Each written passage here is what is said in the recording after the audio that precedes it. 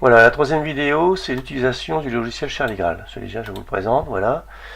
Euh, Ce logiciel Charlie-Graal, vous y créerez, donc fichier nouveau, un fichier de X à la largeur 100, Y 50, on verra pourquoi après, et l'épaisseur Z, on va la mettre à 6.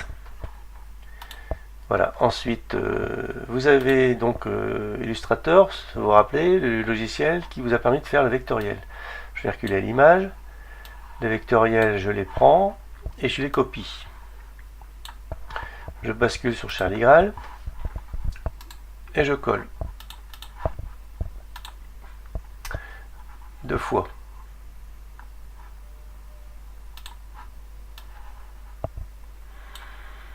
Deux fois. Que je mets comme ça, à peu près. Voilà. Je les sélectionne à deux. Et je vais demander un transformation alignement qui soit aligné par le centre. Voilà, comme ça. Et ensuite, je vais prendre la loupe ici, zoom fenêtre, clic droit, et je vais réduire un tout petit peu. Je vais réduire un tout petit peu parce que ça dépasse. Voilà. Voilà. Et là, je reclique ici sur Zoom Page. Voilà, c'est optimisé. Donc cette partie de droite servira pour la gravure des détails sur le couvercle, et la partie de gauche servira pour la découpe de la pièce principale. Donc on va enlever sur la partie de gauche les éléments de la gravure. Je clique, je fais dissocier pour séparer tous ces éléments, et je supprime la totalité des éléments vectoriels intérieurs. Voilà. Ici, je vais également dissocier pour une autre raison, on verra après. Voilà, vous voyez. Ça, je laisse comme ça. Les éléments sont dissociés. Les éléments sont dissociés et les deux pièces sont préparées. Ensuite, je vais m'occuper des rectangles qui serviront au logement de la clé. Alors ces rectangles, il y a un rectangle pour la partie électronique.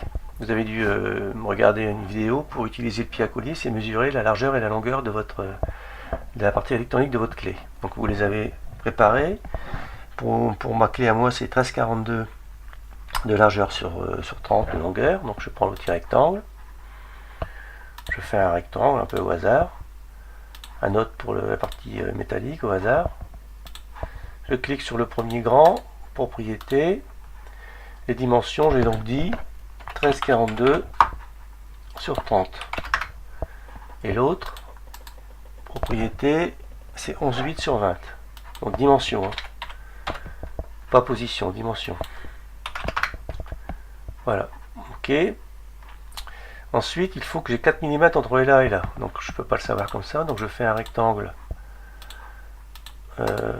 dont le Y est fixé à 4. Voilà. Et vous voyez, je positionne. Voilà. Celui-là, je le déplace et j'en fais un autre et je le transforme. Je voudrais le mettre à 3. Clic droit propriété. 3. Alors pourquoi ça? Parce que je vais avec l'outil polyligne créer une ligne qui passe. Alors la ligne, je veux qu'elle soit bien la plus droite possible. Voilà. Clic gauche, clic droit. Voilà. Alors cette ligne là servira pour la séparation du bouchon avec le corps.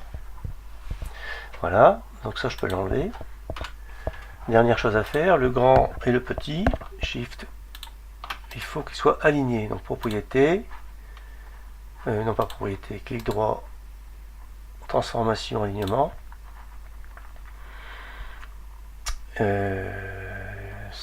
Par rapport à l'horizontale, centre. Voilà. D'accord. Je sélectionne également le trait horizontal. Je vais le baisser un tout petit peu parce que là, vous voyez, ici ça touche. C'est pas bon. Ici en bas, c'est pas grave si ça déborde. On centre à peu près. Voilà. Donc le fichier, la première partie Charlie Graal, c'est terminé.